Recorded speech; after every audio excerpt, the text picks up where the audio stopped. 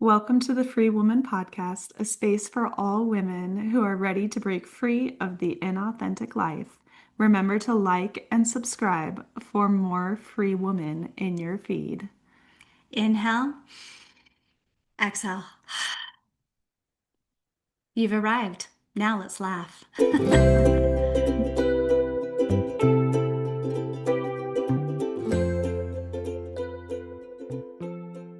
Welcome, free women. Hello, hello, hello. It's Monday. Yeah, well, it's not Monday for you. It's going to be another day, but Monday for us. Yeah, why did we decide to start filming this on Monday? I don't know if that was very smart of us. Yeah, this morning I had to wake up a little early and run to the doctor's office, and so it really felt like a Monday. I'm like, yeah, this is Monday. Yeah, same here. I had to wake up early. I mean, I do wake up every other week early to drive my kids to school, but this morning I don't have my kids yet, so I had to wake up at 6:45 to go to an appointment.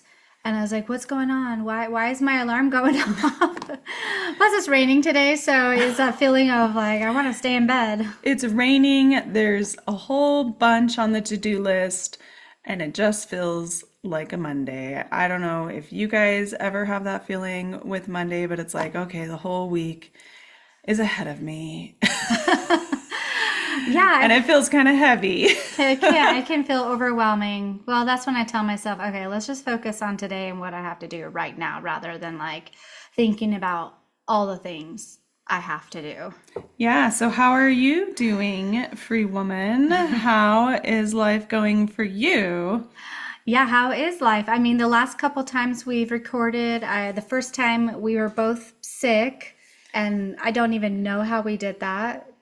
And then the second time, we were just like so depressed, it was hard to even record. We're like, Yeah, well, let's just talk about being depressed then, because that's what's happening yeah, today. it felt pretty heavy last week. I mean, that kind of ebbed and flow. And then today I'm like, wow, I think I'm actually starting to feel like myself. Like I got a pep in my step and I'm excited to talk. A little bit of hope, dare we say?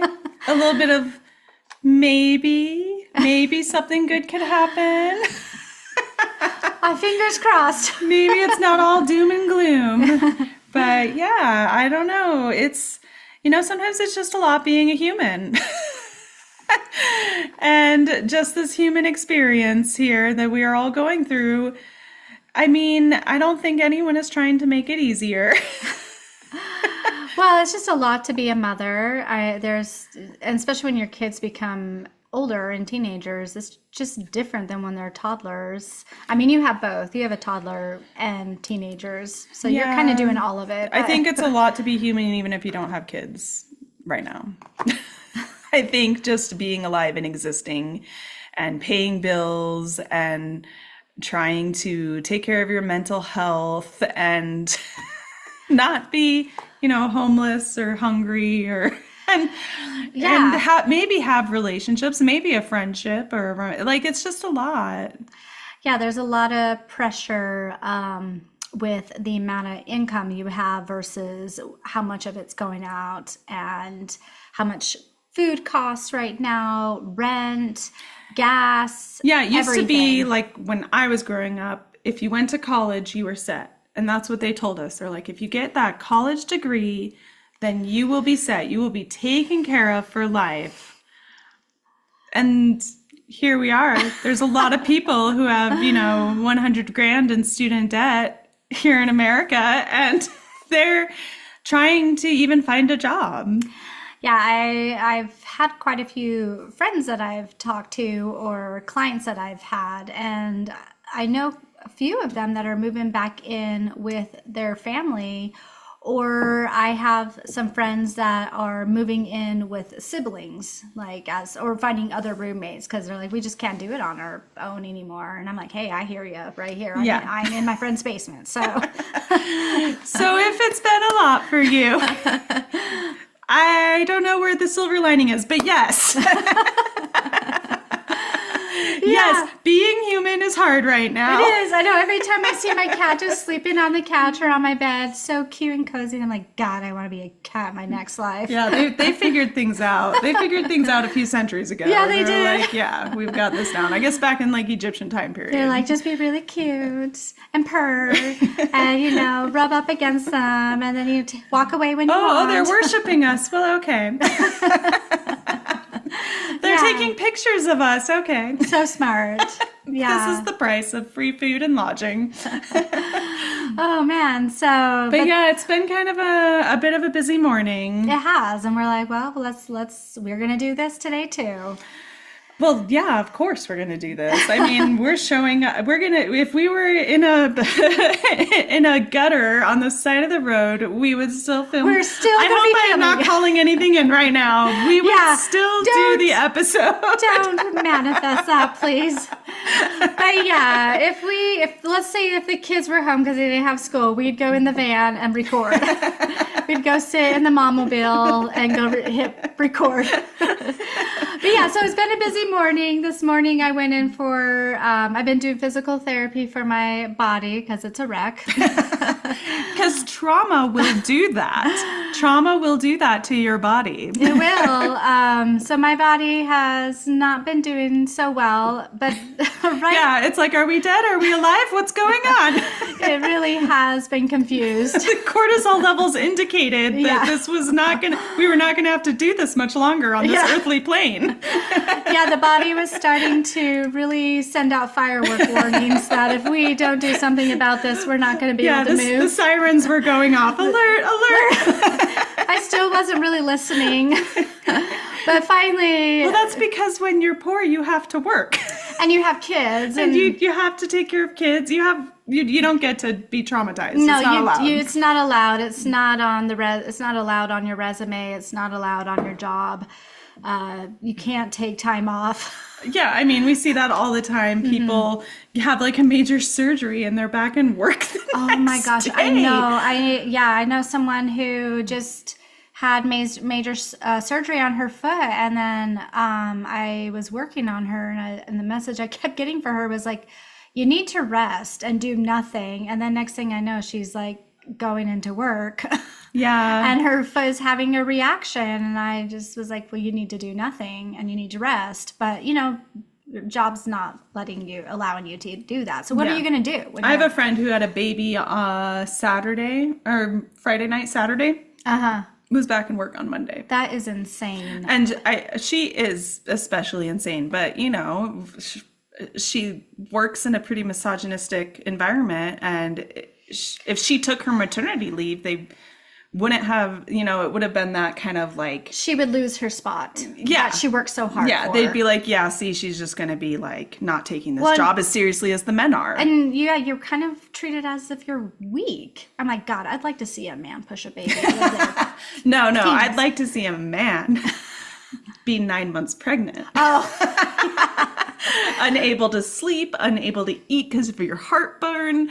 You can't poop, you're gassy. You're It's throwing just- up. yeah. You can't move. You can't You stand. have nerve pain shooting down your leg. God, you can't even tie your own shoelace or wipe your own butt when Can't you go fit to in a the car. bathroom. Yeah. I know, that would be great. I actually really would love to watch that. These men that struggle to even have a head cold, I would love to see them try to be 9 months pregnant. I know. I remember my ex complaining about how much I hurt his shoulders because I was leaning on them when I was in labor with our second child, my son, and he just was like, "Man, you were really making my shoulders hurt." I mean, and I'm have like, you thought about what he went through "Oh, I know." and how hard that was for him? I was being kind of selfish. Yeah, you do sound kind of self-centered. It was kind of about me at that moment. I'm sorry. How wrong of me. And that's not even the reason why we got divorced. You know, though, like in defense of men, my husband during my last labor was amazing. I think the midwives were a little bit like, In awe. yeah, they're like, why are we even here? I mean, I was in awe. I was making little lists in my head. I'm like, Andy has to be like this. The future man. Like, men can do this? What? All this time they told us that it's not physically possible, psychologically possible for them. And then you have one just show up and do it, and you're like, wait a second. I had a friend that was in labor and she told me her husband's like, well, I gotta go. I'm gonna go get a beer. Yeah, my ex-husband slept through through my labor. Like pretty much all three of them. Well, don't you know it's really long and they get tired? Yeah, and then he catches the baby, and that's the Everybody's that's the, like, bravo! and that becomes bravo. our labor story. I know, is he bravo. caught the baby? Oh, Wow, I he's know. a hero. Like, oh, congratulations! Such a good dad. Wow, anyway. But anyway, so this leads to So going back to my appointment this morning. the wreck of a shape that your body's in. Yeah, from so- the stress and the babies and life. And then I did massage therapy for 20 years. So that really took a toll on my... I really had no idea until I met you how hard massage therapy is on people's bodies. Yeah, it's a lot. Yeah, and it makes sense. Yeah, my friend... Especially deep tissue massage like you do. Yeah, my friends that are, I have a couple friends that are also massage therapists, and we always joke that massage therapists have to really love what they're doing. Otherwise, they wouldn't do this work. And it was true. I really loved working on people and helping them and helping their bodies. It was... I felt very fulfilled, but my body was starting to not. It was starting to scream at me, so I had to stop. Basically, because my left arm was starting to. Well, I developed tendonitis in my bicep. And carpal tunnel. Carpal tunnel. My spine also was a wreck, so I couldn't sleep because of the pain. You were basically like hobbling into your massage room to then treat someone else. Yeah, yes, basically. With your broken body. I was treating my body so that way I could still work on people, but I was like, okay, we need to stop. I'm not sleeping anymore. My body's screaming at me. Well, it was kind of getting to the point where you were going to have permanent damage I was. if you didn't stop. Yeah, so I stopped. So, you're in the middle of losing your home / moving into my basement. Yes. And then your body also starts to break. And so it's looking more and more like you also can't do the job that has been supporting you for your entire life. Yeah, it's pretty stressful. Yeah, to say the least. I was pretty afraid. I was having a lot of panic attacks and emotional breakdowns. I'm like, it really is okay, Kat. We're not going to kick you out. Yeah, well, when you come from the background of trauma that I have, which is this fear of, I basically have felt like many times I'm on my own and I've raised myself and it's all on me. And I just was so afraid when I moved in. I'm like, I still need to figure out what I'm going to do. We're pretending we're going to be nice and let you stay in our extra room, but really, we're just going to punish you and resent you and be mean to you. And Well, it took me about 6 months to realize that they're not. we'll just put a ticking clock outside your door. Yeah, it really was. It was not only that I had to heal my body while I've been in your home, in your basement. I had to heal my mind. I never realized the blessing that was going to come with coming into your home and the depth of childhood trauma I was going to work on and heal by being in a safe place. And I still get triggered sometimes, but it's not as serious. It's almost been a year. So anyways. You've unpacked your bag finally. I have finally unpacked my bag. Settled in a little bit. It's okay. I finally have accepted that I'm going to be here for a while and it's okay. Yeah. But it's interesting because you're doing the physical therapy, and physical therapy, body work almost always goes with trauma work. And this is something that's absolutely. just starting to be understood in the mainstream, that when someone goes through something emotionally, mentally traumatic, their body also responds. Absolutely. I mean, I discovered this. We hold that tension in Yeah. different ways in our body, and it will show up. Yeah, so many people I've worked on and the trauma that's in their body. I had a client I worked on, they had a frozen right shoulder, and it was because she was in a very dangerous domestic violent relationship. And once she realized she was strong enough to get out of it, when she stood up for herself, her shoulder started to heal. I've had so many friends who've had physical ailments and then they get divorced and that ailment goes away. Yeah, absolutely. I mean, I've felt grief in people's shoulders and backs. I have felt so many different things in the body, and it's been kind of cool. Like, Mike, you should. It feels like there's almost I don't know, a pamphlet or something where you do memoirs of a massage therapist. I should. Or a book. Yeah, I really memoirs should. of a massage therapist. And like all of the different ways you have seen people's trauma in their body. Yeah, and it's been really cool, the people I've seen that's healed from it, and people who have actually, I've really have loved the people that have respected my work and listened to the things I've like felt or I guess felt, but also like seen in their body, like with the muscle, the tissue, the lymphatic, everything. And I'm like, this is what I'm feeling. This is what you should do. And they listen, and I see a difference in them. It's really cool. It's really, really cool to watch. I've felt many times that I am not only a body therapist, I'm like a psychologist as well. Well, because you can't work on someone's body without the emotions also coming up, which is sort of what happened in physical therapy for you this morning. Yeah. So it's like, how do, and people try to separate it because it's a clinical setting. It's, a little bit stiff, but you're doing this deep body work on someone. They're going to have emotional responses or trauma stories start coming out. Well, and the guy that I'm working with, he's even told me like, I've had releases. I'm sure you'll have releases. And I'm like, oh, I know I will. But the first like maybe 5 sessions, I'm in my mind and in my body, I'm like, are you safe enough? Yeah.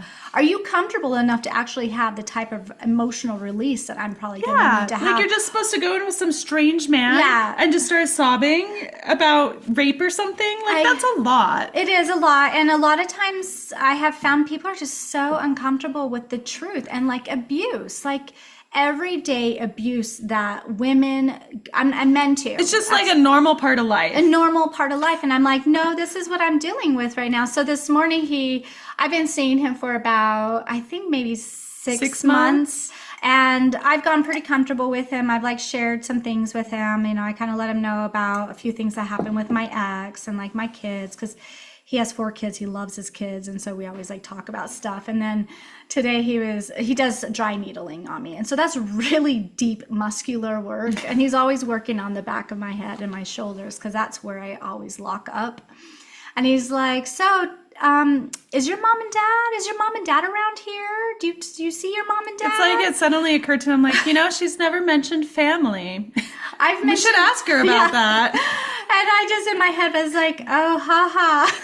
Here we go. I'm like, are you going to be comfortable with me telling you the truth? Because I just can't sugarcoat things anymore. And I was like, well, my dad died in a car accident 8 years ago. And my mother, I don't really talk to her anymore. I found that I needed to have a strong boundary with her and go no contact when I realized that she might also, my dad's a narcissist, but my mom might also be a narcissist. And he was like, oh. And I could tell he was feeling a little uncomfortable, but he is dry needling me. And I'm like, well, I'm going to talk about it, because talking about it helps the trauma for me to move, the emotions for me to move. Yeah. And so I just started to talk about my mother, and I'm like, yeah, she's been a trickier one for me to figure out. But once I had to go into the hospital, and I decided to have my mom take me. Yeah, I remember that day. I was like, you really could have asked me, Kat. Yeah, it was when I was just starting to figure my mom out and kind of pulling myself away from talking to her. Yeah. And part of me was, I've had this like abscess developing in my tonsil. The thing that killed George Washington. Yeah, that's my doctor informed me. He's like, this is pretty serious. Like it does kill people. It does kill people. So I was like, well, I kind of want my mom. And I think I was supposed to do that. I think I was supposed to really see her. So it was a helpful experience. It was a all helpful of its experience. Awfulness. So I had my mom. So granted, I had not talked to my mom for about 3 months. It was very minimal conversations if I did talk to her. And so I asked her to come get me. And at this point, I'm like, I know I need to go to the hospital. But when you asked her to come get you, she said, well, let me finish my salad. She's eating a salad, and that had to be taken care of first Yeah. before your life-threatening medical condition. It was. I was just like, okay, well, let's see. She's 30 minutes away from me, so she's got to eat her salad. That's probably another 20 minutes, so it's going to take her about 15 minutes to get here. I was like, I think... Could you imagine if it was my kid? And say I am really hungry, I need to eat that salad. I will eat that salad while I'm driving. Yeah. I will grab a piece of bread and run out the door. I am taking you to the ER right now. Well, that's how I would have done it too, but... Probably would have sped a little bit too. I know. So my mom finally arrives, and the pain. So I've been dealing with this development in my tonsil for about a week now, and I kept getting misdiagnosed at just a regular They thought you doctor. had like strep or something? Yeah, they kept going back and forth, but I was to the point where it had no jawline. It just had gotten so big and so enlarged, and I couldn't even swallow yogurt. It was, you like couldn't even talk. I couldn't. It was really. They finally diagnosed me that morning because I went back to my regular You were having doctor. a hard time breathing too. Yeah, it just gotten real. I was like, okay. Obstructing your airway. Yeah, I knew at this point, I was like, I cannot go another night with this. I need to go to the ER. My doctor's not responding to me because I'm like, where should I go? What should I do? Finally, I'm like, I'm going to go to the hospital. And I was afraid. The reason why I kind of pulled away, was afraid to go to the hospitals because I couldn't even open my mouth at the time, and I was just so afraid of them having to do surgery. And so I was kind of having a little bit of a fear, probably from all the trauma I had. I was just afraid of how they were going to take care of me, and also I was afraid if I could afford it.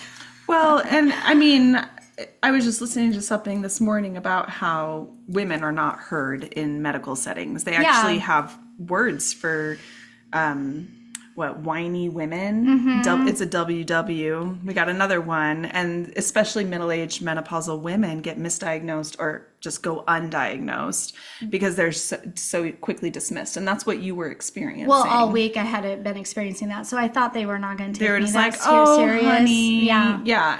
So my mom picks me up. I could barely walk down the stairs because every step really hurt. And then immediately we got in the car and she just starts to dump on me all of her problems, all the things that's been going on. And I could tell. She was so excited. I could tell she was really needing, because I always felt like I was my mom's therapist, and I always have felt like I'm my mother's mom.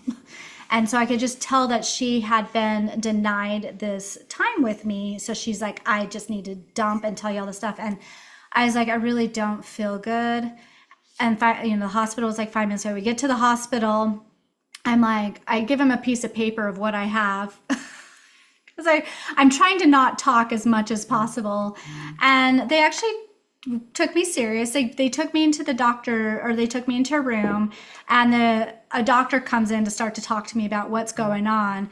And I tell him, and he's like, they didn't take this serious. He's like, you should have been in here a while ago. This is very serious. This can explode. And this is like all this pus in my throat. He's like, it can go into your stomach.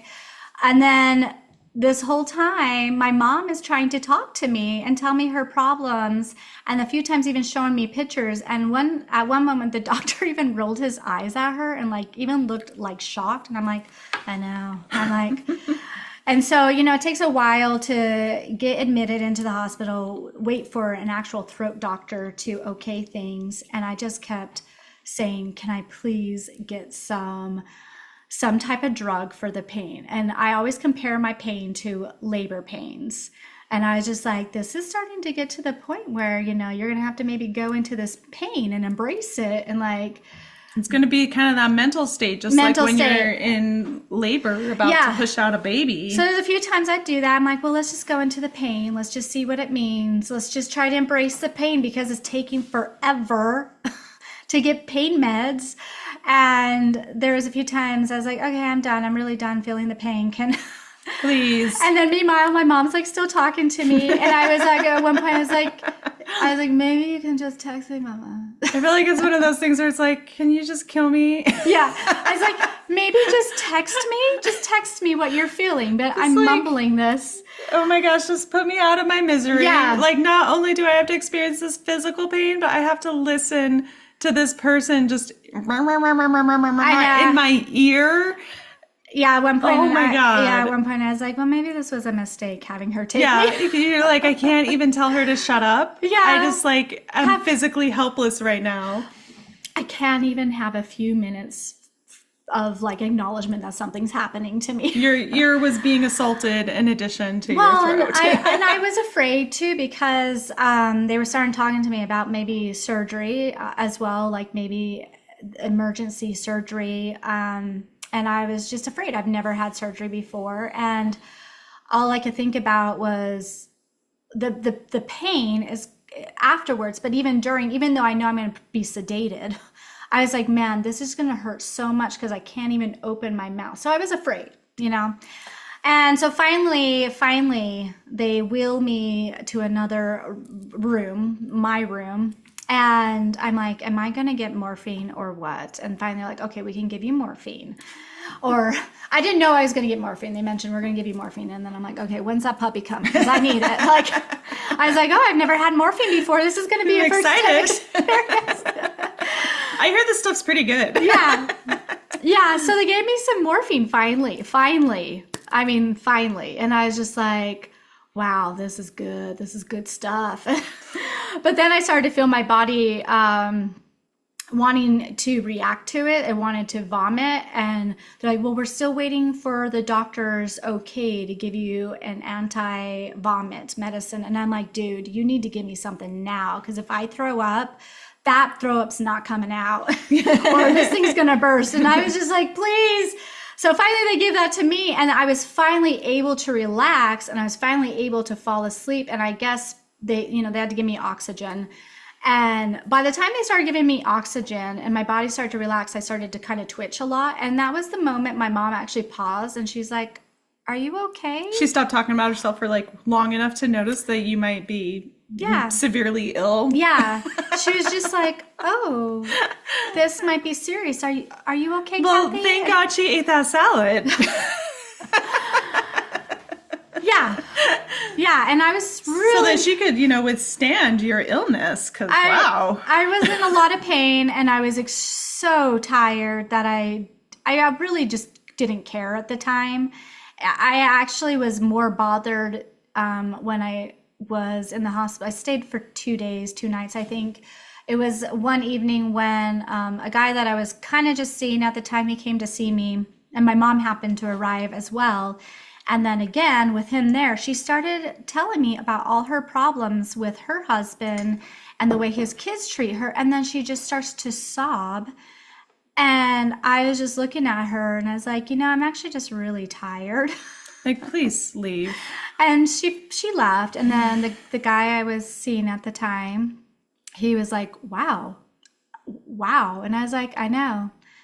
She can't even just like let me have this moment. Yeah, it makes me think of that scene in The Bear when the daughter is having a baby and her mom shows up, and it's just like, wow. Yeah, I really resonated with it. The Bear, it's a great show if you ever want to see like narcissistic abuse and trauma in the family. Family patterns. Family patterns, and like how you react as an adult if you don't take care of this like stuff. So after that, I just not even purposefully started to pull away from my mom. I just was like, I can't be around you. And no surprise, she didn't even try Yeah. to resolve anything or to She didn't want to address any to address the issues. or to be in my life. And that's been 4 years now. So anyways, I just kind of told a little bit of just here and there, a few pieces of that with my physical therapist this morning. And he was just so quiet. And I was just like, oh, I'm sorry. Is this too heavy? He's like, oh, no, it's fine. It's just a Monday morning. See, he was feeling it too. It's a Monday. And I was like, I don't want to hold back anymore and share who I am, what necessarily, like what I've been through, but who my family is too. This is just a part of my life. And I'm like, I'm not trying to tell you these things to make you uncomfortable, but you asked me about my parents and I'm going to tell you who they really are. I'm not going to sugarcoat it. So- Yeah, I think that was such a pattern in our society for so long to it's like, well, don't speak ill of anyone. Don't, you don't want to leave the skeletons in the closet, right? That's not for polite society or for everyday company. And there's certainly a time and a place. Absolutely. know? Yeah. I'm not going to start telling him about the things that my dad did to me as a child or, the molestation that happened to me as a kid because, that doesn't feel appropriate. Well, I think it would depend, right? I mean, physical therapy is probably one of the more appropriate places. Well, when we have done, because I've also needed hip work and also, what's the work? The other one that we've done. Shoulder, back, hips, what?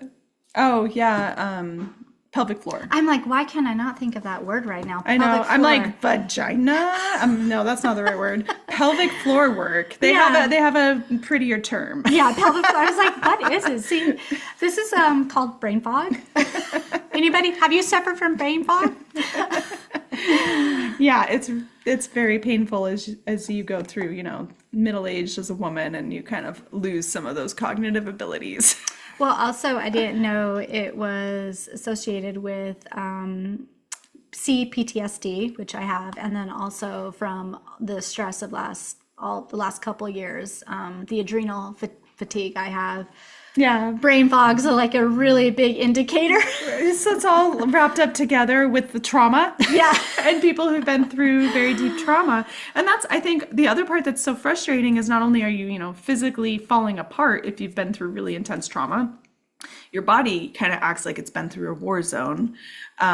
Mentally, the brain is kind of shutting down as well because they've shown through brain scans that the trauma that occurs to the brain from going through emotional, psychological abuse, very stressful situations, it can be picked up and it is the same as having a traumatic brain injury.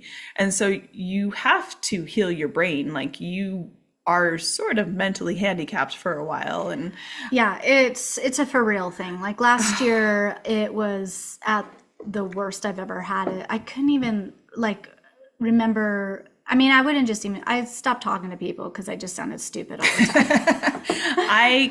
I went from being an avid reader to I actually couldn't read. My brain could not focus on the words and form the images from reading. And so I kind of took a break from reading. It was only maybe last fall that I found I could read again and find it pleasurable. Yeah, it took me about 2 months to read a book last fall, but I forced myself. One of the ways I was trying to help heal my brain, was watching movies with subtitles. Oh, yeah. Yeah, and it really helped me. But apparently it really annoys some people. I was kind of seeing a guy last year, and he never liked watching TV, but one day he allowed me to. And we watched maybe 5 minutes of it because he realized I had subtitles on, and he's like, I will walk out of the room if there's subtitles on a show. And then to continue after that, he just wouldn't shut up and let me watch the show. So finally I just turned it off. I was like, well, thanks for letting me watch a show. Oh my gosh. I was going to say, just let him walk out of the room and just keep watching it, and then he can have his temper tantrum in the other room. Well, I was so tired that I was like, God, I don't even want to deal with a man's temper tantrum. So I'll just turn it off. But it didn't last long. I think I broke up with him like 2 weeks after that. So yeah. Crossword puzzles really helped me. And so did playing things like solitaire, and I found different games that I could download for free. And instead of reading at night, because that wasn't working, I started doing those games to try to get my brain to form these connections. Yeah. I know. It's so funny because my daughter who's 13, I guess I stop mid-sentence a lot, and she'll be like, hello, mother, Yep. mother, are you going to finish that sentence or not? And I'm like, oh, what? And she got Yeah. to the point where she was just kind of giving me a really hard time about it, which is fine. She's a kid. And I was just like, look, honey, my brain is damaged right now. Like, this is mom brain. This is stress brain. I literally am trying to finish my sentences, but then flutter somewhere else. Yeah, I had the same thing, and dates and scheduling and keeping like a calendar organized was really hard for my brain too. And I would just completely forget what day it was all the time. You know, like majorly think it's a Saturday and it's like a Tuesday, and it was just really a struggle. It's hard to describe, like feeling betrayed by your own brain. You're like, I know I'm not a dumb person, but maybe we are now. Maybe this is just who we are now. Well, I mean, I have to say, I really, Give me my walker and lead me around. it really helped me to understand what's to come. Yeah. Aging is a serious thing, but what bothered me was like, I should not be going through this already. Like, I am 40, I am 41, It's a I'm little 42. premature. I was like, my brain is shutting down. So yeah, brain fog. So Well, I found it so validating to see the doctors actually have done brain scans on people with PTSD, and they're like, yeah, no, they have the equivalence of a traumatic brain injury. And you know, if someone like falls off a building and lands on their head, there are all sorts of programs for that person, like assistance. I know. People actually take you serious. Yeah, people are like, wow, that's crazy, you know, but if you're just like, no, I just went through a very, you know, emotionally intense experience and had an abusive spouse, people are like, oh, well, good for you for leaving. Yeah. And that's pretty much as much as you get. That's all you get. Or you get, why did you stay so long? Or you get criticism and judgment, like, well, what's wrong with you that you were with that psycho person? Like, you really didn't get your shit together. You're like, I'm trying. I just don't know what day it is or where I am or who you are anymore. Oh, well, the thing is like when you're with someone who's really toxic like that and dangerous, it's not just been an overnight thing. They worked on you for years. It is a boiling the frog situation. And they purposefully choose people that will be more receptive to their abuse. They choose you because you have insecurities, or they find the insecurities and they kind of like figure out how to work you. So they audition you before they sink in their hooks. This is why a lot of narcissists end up getting an empath, like someone they say that is more highly sensitive or empathic, because they are a lot easier to manipulate. Well, I think, I don't know. I think that there's a lot to be said around that, because I feel like the word empath has been so misused and so so has narcissist. But both words have been overly used, but I know you know what I'm saying. Yeah, well, that's why I wanted to clarify. I think that really what's happening more than the empath idea, although that certainly does have overlap, is they find people who have poor boundaries. They find people that are easily, their sympathies are easily played upon. People pleasers too. People pleasers, people who will make excuses for them and be like, oh wait, he had a really hard childhood, or you know, like his dad left when he was 10. And so they find people that have low boundaries, especially in regards to themselves, and are easily, like, their emotions are easily played upon, which I don't think necessarily fits with what I think of as an empath, because you can be an empath and have great boundaries. You can be an empath and see people pretty clearly. I really like the version that you're saying, so we'll stick with yours. But I feel like the empath thing, I don't know, people have started using it as this way to almost like make themselves this heroic victim. Well, yeah, I've seen what that I mean? too. Well, yeah, they're using the words, and we've both talked about how much we hate Your mother calls herself an empath. Oh, that's true. The woman who talked about herself nonstop while you were almost dead on a hospital bed. Oh, that's so true. I forgot about that. Thank you for pointing that out. Okay. She's an empath.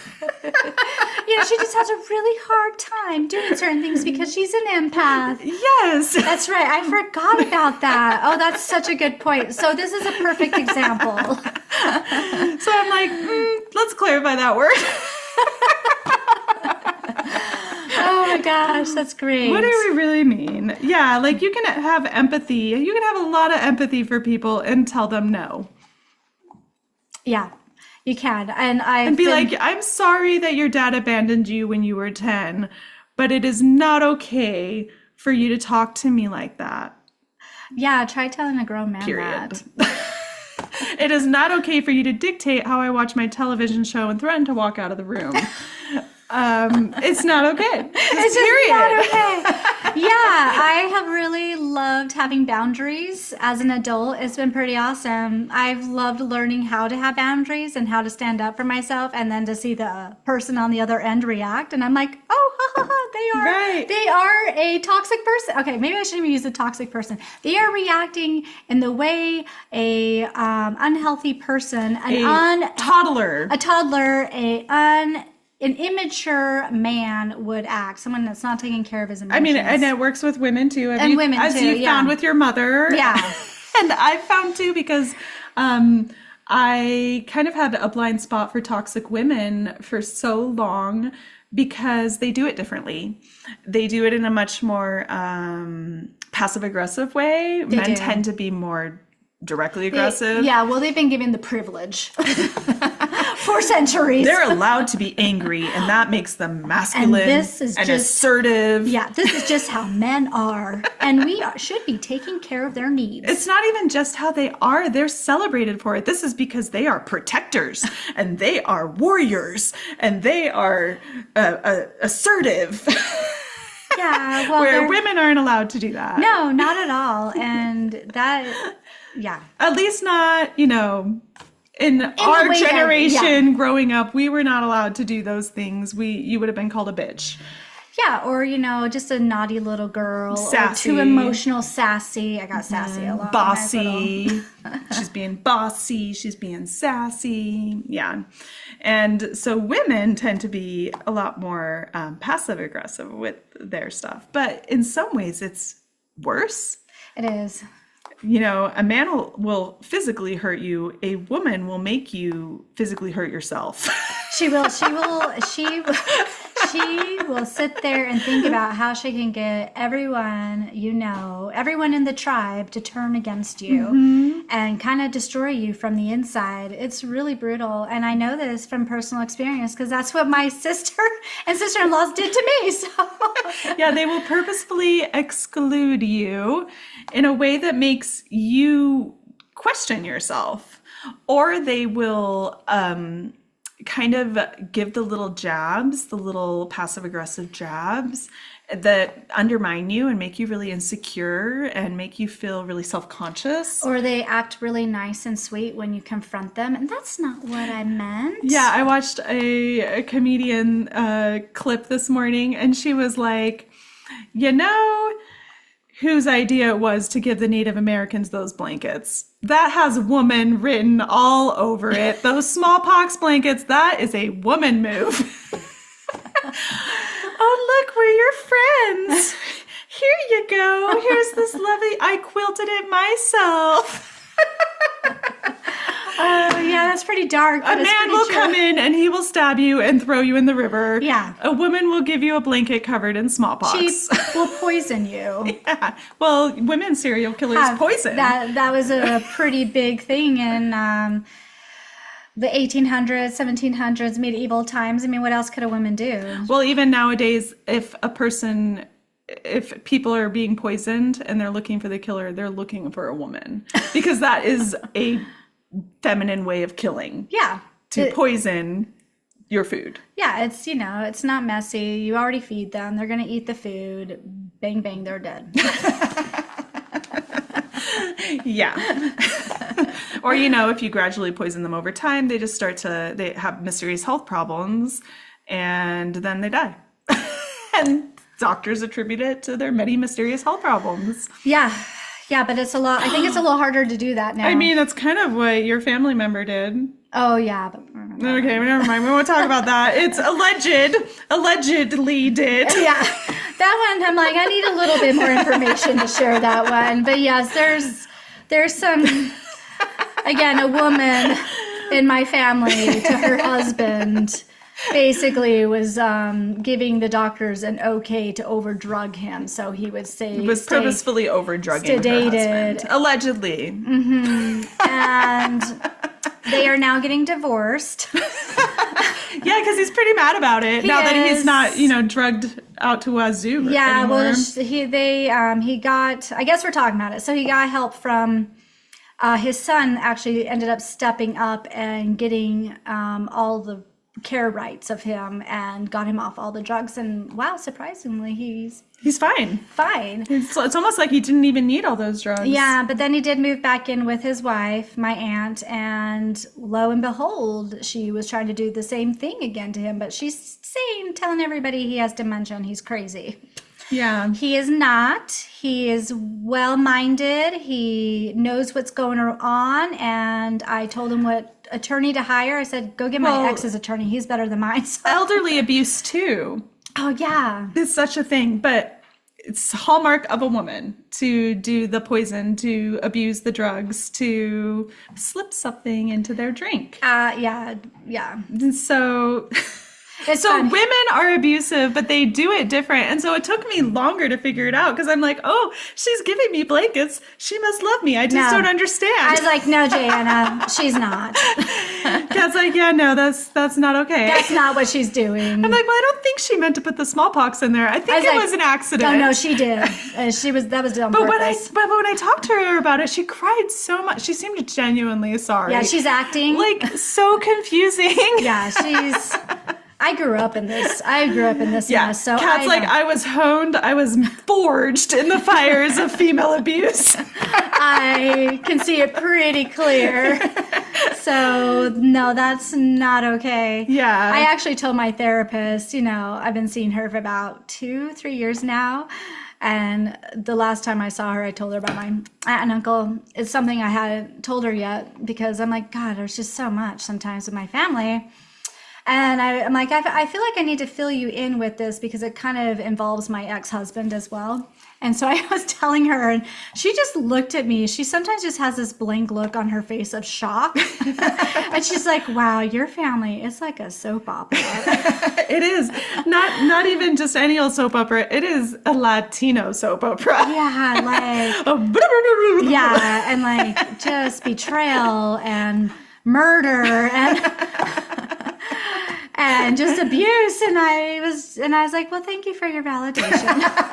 I mean, I didn't think it was okay. I've always felt like I didn't like it. I didn't think that you should try to poison someone, but maybe I'm overreacting. Yeah. So maybe, but thank you. I mean, one of the main reasons I started going to therapy is because I felt like I was crazy because of how much they were twisting everything around and gaslighting and creating me to be the scapegoat. I know all these terms now because of therapy.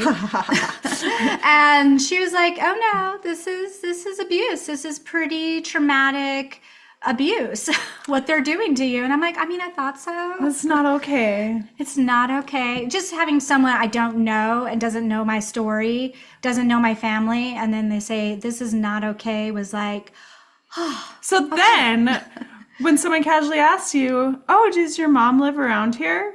You're just like, well, where do you even start? I don't know how to explain my mom. She's a victim. I know. It's like this whole, just send them this podcast episode. Yeah. It's like, well, and people always want to, minimize and kind of like act like you're overreacting, especially when you look the way we do, because we kind of look like, how do you say it? Innocent, young things. We look younger than our age, and I don't know. I guess kind of like fair-skinned, fair-haired, and it's this kind of like, oh, you're just you're just a whiny woman. We don't look like we've had the experience we've had, and I'm like, yeah, it's oh, like when have. I have talked about, my ex when it's come up, and they're like, well, what do you really mean by abuse? And I'm just like, well. You just strangling you by your neck count?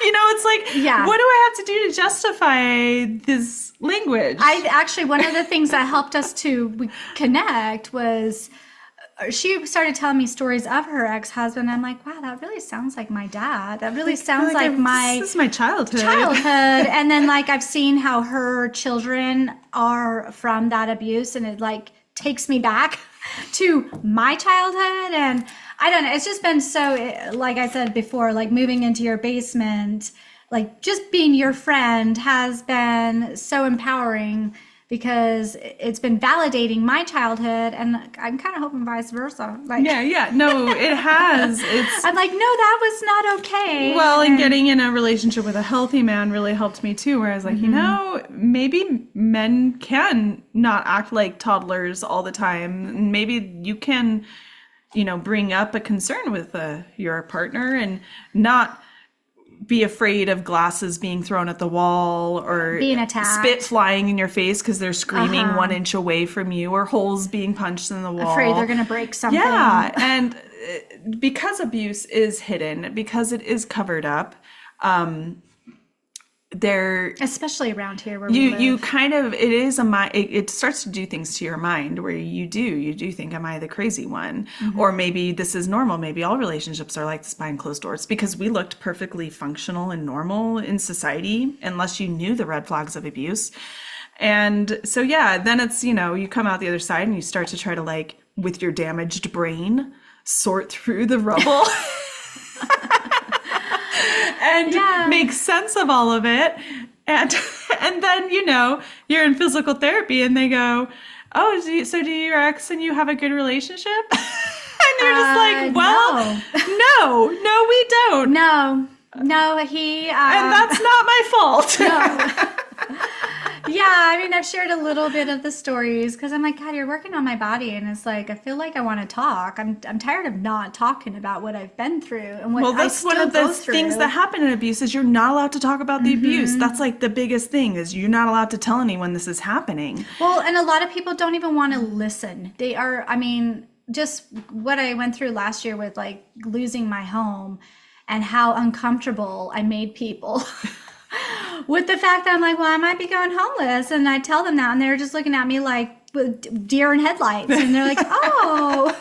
They're not used to this happening in their white middle class world. And then next thing I know, I'm not really seeing that person anymore. Yeah. It's the same way with like trying to talk about rather abuse. than, maybe give you a bigger tip, they just stop coming. They're like, well, that was a lot. Maybe let's not watch that ship sink. So, yeah, people don't want to hear the abuse stories. Well, but abuse is just going to keep happening. But I think that's another reason they minimize it when you talk about it, too. Like I was saying with my ex, and they're like, what? You don't know? Abuse? Oh, like, what do you mean abuse? Like he got mad one time because you were being a bitch? No, that's not what happened. That's not what we're talking about. I mean, I'm almost glad he physically abused me because it's easier to justify to people that it was abusive. But the emotional, psychological part was much more damaging. Oh, man, it just stays with you for almost forever. Like, I'm still always working through. Am I still safe? rebuilding. It's really hard for me to be around men sometimes. I mean, I have to tell myself, it's okay. You're safe to talk to them. They're not going to attack you. And if they start to attack you, or, an attack, I even mean like verbally, you can just walk away. So it's like finding these ways to empower yourself. Like you are your own guardian and protector now, and you can do it. You can like say no. And God, it feels so good. Yeah, but it's hard to sort of get people to like even communicate it, right? Because nobody wants to talk about it. When you do talk about it, people look away or they minimize it. And so if you, free woman, are going through something that's really draining your energy, that's really making you feel small, that's making you feel insecure, that's making you doubt yourself, that even feels unsafe at times, it's easy for you to maybe minimize it because the rest of the world does. Yeah, everyone around you does. I would say my number one advice is find a therapist that is safe for you to talk to, because when I finally started doing that, well, one, I had an amazing friend that also helped me to realize you have us. Yeah, made me realize that I wasn't wrong and that I'm not crazy. But having a therapist that doesn't know me and doesn't know my family to validate those things and help to go within myself, to heal parts of myself, to find that strength to say, this is not okay. And you will definitely ruffle feathers when you start doing that. You may lose your entire family like I did. Yeah. But you know what? I felt the peace come in there is almost like this empowerment inside you when you are taking care of you. Something Yeah. that I was robbed of for a long, long time. It's like for the first time in my life, I feel like I'm starting to know who I am, Yeah. which is pretty cool. Yeah. The only way you can find yourself is by going on that journey. That's just the only way. I mean, you can't have someone else tell you who you are. You can't read about who you are. You can't fantasize and have anything tangible. You have to go through things and make choices based on what you want. And then you find out who you are. Yeah, and you'll find out how much stronger you are than maybe you've realized. That it's there. I think it's not an easy journey, but it's definitely worth it. You have to honor that voice inside of you that says, I don't like this, or this doesn't feel good, or I don't feel safe, or every time I'm around this person, I feel bad about myself. You have to honor that in order to discover you, right? Yeah, and you have to make that choice. You have to decide you want to do it, because everyone around you can keep telling you that this person, your partner, whatever, is like a toxic piece of shit and they can't stand watching the way they treat you, but it will never change until you make the choice to walk away. You're the only one that can do that. And that's like the shittiest part of all of it. It is that it's literally only you that can do it, and that can finally say, I've had enough.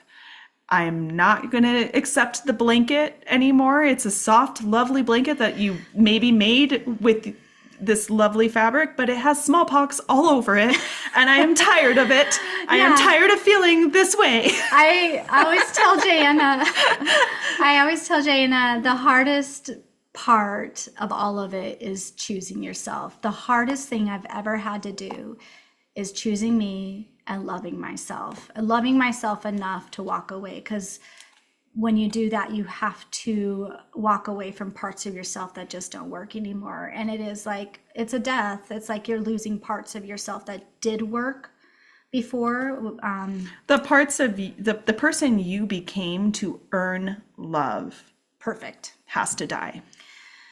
And Like die. die. Wait, wait. You gotta let it go. Yeah, and that person's gonna struggle because they don't want to die. Then they don't. Nope, they're very comfortable. It can get a little morbid. Yep. You're kind of like choking that person. You're like, no, You gotta go. we're You not gotta die. gonna do that anymore. No. I remember. Get back in your coffin. You're done. There's been times when I've like been in that situation and I'm just so annoyed and angry, and I'm like, I know what I need to do. Just leave me alone for a while. I know that feeling too. I've had that a few times where it just hits you really hard, this truth of like, you've been here before. Are you going to play this game again? Or are you going to end the toxic cycle now? I do have to say, it's getting easier the more you do it. But it still is annoying every time. It is. It's like, God damn, I'm here again. I'm here I know. again. And I have to go no contact, or I have to block this person, or I have to say the really hard thing that I don't want to say. That's so uncomfortable. That I know is going to make them unhappy to hear, because I just love to make people happy, and now I have to be the bad guy. I know. Well, I feel like I have to practice that every week with my ex-husband. Just get back in the damn coffin. Just stop it. No. Stop people pleasing. Stand up for yourself. Say the hard thing. Yeah, but it's also been so healing for my confidence too, has. where I'm like, maybe I do matter as a human. I know, and I love it when it's like, I love when we're like around and we're kind of helping each other, and like, wow, good job, you just did it. Kat, did you know that maybe I do matter as a human? Because this was like a crazy moment breakthrough for me, and you're just like, well, yeah. Yeah, you And just then later on, you're like, did you know I mattered at a person, Jana? And I'm like, see, it's hard. yeah, it is hard, but you know what? It helps to have a community. It helps to have a friend. It helps to have the free woman community. Hello. Dude, If we're here, there's two of us. there's two of us. Yeah, there's got to be more. And if you're here, that makes three. And sometimes the cat is here too. So, yeah. like, if we're gonna count our furry friends, then we'll count them too. Yeah, not this cat, not me cat. Meow meow is the furry- physical furry cat that furry shows meow up. meow cat. She comes through sometimes Yeah. too. So But yes, you matter, and you have to make the choice to love yourself. you have to decide you matter. You have to. We can tell you all day long. I mean, Kat can tell me every day. She's like, you don't deserve that, Jana. But if I keep accepting it, Yeah, and nothing's then, going to change. And when she does, I'm like, yes, good job, woohoo! She did it. I'm like, thanks, that was really hard. I know, it's really hard. It is. It's really hard. And we get it. We get that it's really hard. But you have to decide that you matter enough to not take that blanket full of disease anymore.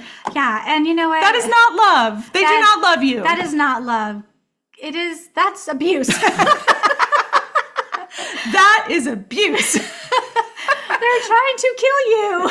I don't care how soft and cuddly it is. No, it is not a safe blanket. It's not safe. Man, that is a miserable death. Yeah. And if you stay in these situations that do not honor you for long enough, then you will end up like Kat.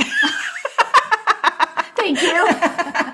To be fair, me too. Yeah. But the body will just start breaking. It does. And the body's telling you. The body is a communicator to what's inside us. Yeah. I'm timid on using the word soul, but I mean, like, that's Energy, spirit, emotion. Our body is our communicator of what's going on, and eventually we're going to conform to what we're allowing to happen in our life with the abuse, the mental abuse. Your body takes form to it. Your body cannot flow. It cannot be in balance. And then you start to form dysfunction and disease. And I think that's why we see a lot of sick people now as well. I mean, we both were really sick because of what we went through. We've bonded through that too because we've both had so much illness these past few years, and it's just nice to have another sick person to commiserate with. Someone you can just fart on the couch with. Like, oh yeah, I get it. You're like, I'm sorry, that one might stink. No, it's okay. I just thought it was the dog. Yeah, I just feel like I should be honest and let you know. You don't have to confess every time, Pat. Oh yeah. Well, that's the honest, kind person in me that feels like I have to. So. Even if you're not, an empath like Kat's mom, this could be really hard for you. Yeah. Oh man. And we will be here every Wednesday. Every Wednesday. We will be here.